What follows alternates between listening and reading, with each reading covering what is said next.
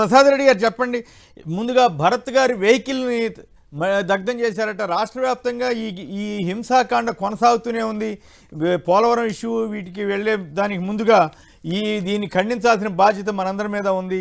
ఒక పక్కేమో నేను చట్టబద్ధమైన పాలన అందిస్తానని చెప్తున్న చంద్రబాబు నాయుడు గారు గతంలో చిన్న ఘటన జరిగిన తీవ్రమైనటువంటిది దూషణలకు దిగిన చంద్రబాబు నాయుడు గారి పాలనలో మొత్తం ఆటవిక రాజ్యం అయిందా, హింసాకాండ సాగుతుందా, దగ్ధాలా, పగలగొట్టడాలా, ఏంటి అరాచకం?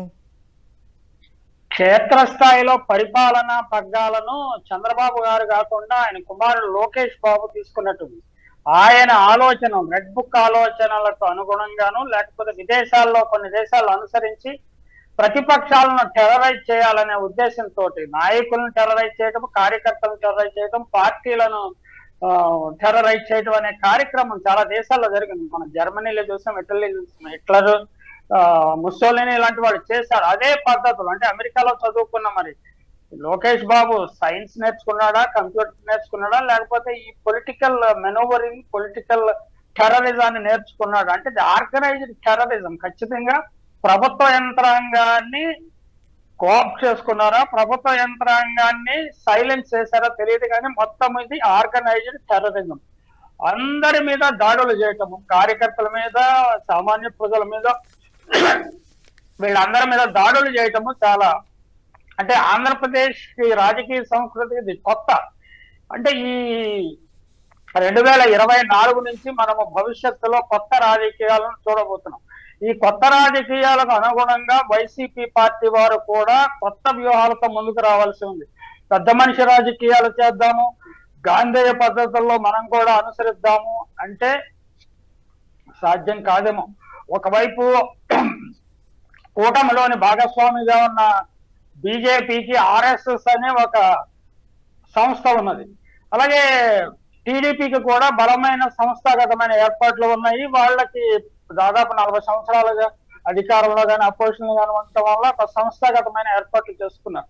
కానీ వైసీపీ గత 10 సంవత్సరాలుగా సంస్థాగతమైన ఏర్పాట్లు చేసుకోకుండా కేవలం నాయకుని యొక్క పాజిటివ్ ఇమేజ్ అనండి, నాయకుడు చేసిన సంక్షేమ కార్యకలాపాలు అన్నట్టు వాటి మీద ఆధారపడి ఉంది. అది సరిపోదు అనేది ఈ విషయం ఈ 2024 ఎన్నికల్లో మనకు చాలా స్పష్టంగా ప్రూవ్ అయింది. కాబట్టి వాళ్ళు కూడా సంస్థాగత నిర్మాణం, ఈ నెక్స్ట్ 5 years వాళ్ళకి సంస్థాగత నిర్మాణం చేసుకోవటము, అవసరమైతే ప్రతిఘటించడము. అంటే ఆర్గనైజ్డ్ టెర్రరిజాన్ని కానీ ప్రభుత్వ యంత్రాంగం చేసే టెర్రరిజాన్ని కూడా ప్రతిఘటించే, అది ఏ పద్ధతిలో ప్రతిఘటిస్తారన్నది వైసీపీ నాయకులు, కార్యకర్తలు చేసుకోవాలి. ప్రతిఘటించాల్సిన అవసరం ఉన్నది, గొంతెత్తాల్సిన అవసరం ఉన్నది. దురదృష్టవశాత్తు ఆంధ్రప్రదేశ్ లో ఒక సివిల్ సొసైటీ, పౌర సమాజం అనేది లేకుండా పోయింది.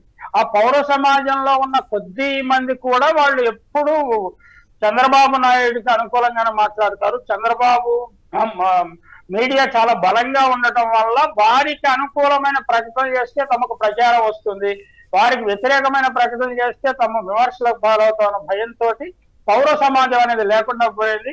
మనకు పౌర సమాజం అంటే రిటైర్డ్ అధికారులు పౌర సమాజం ఎట్లా అవుతారంటే వాళ్ళకి స్ట్రాంగ్ లైక్స్ అండ్ డిస్లైక్స్,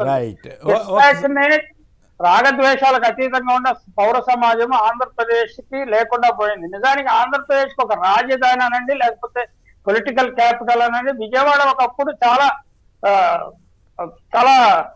చైతన్యవంతంగా ఉండేది. విజయవాడలో చైతన్యం అంతా పోయి అక్కడ ఈ మాఫియా టైప్ పాలిటిక్స్ అనండి, లేకపోతే లుంపెన్ పాలిటిక్స్ ఎక్కువైపోయినాయి, క్యాస్ట్ పాలిటిక్స్ ఎక్కువైపోయినట్టు అనిపిస్తున్నాయి.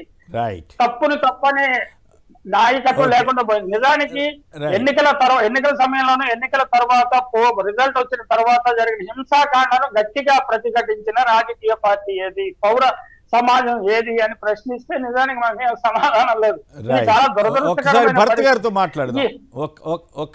భరత్ గారి వాహనాన్ని తగలబెట్టడం కానీ, అసలు ఏ దాడినైనా కానీ అంటే బలప్రయోగము చేయటము, బలప్రయోగం చేస్తామని బెదిరించడము రెండు కూడా అనైతికము. అది భారతీయ విలువలకి సరైన పద్ధతి కాదండి. ఖచ్చితంగా భరత్ గారి వాహనాన్ని తగలబెట్టాలని నిర్బంధంగా ఖండిస్తుంది.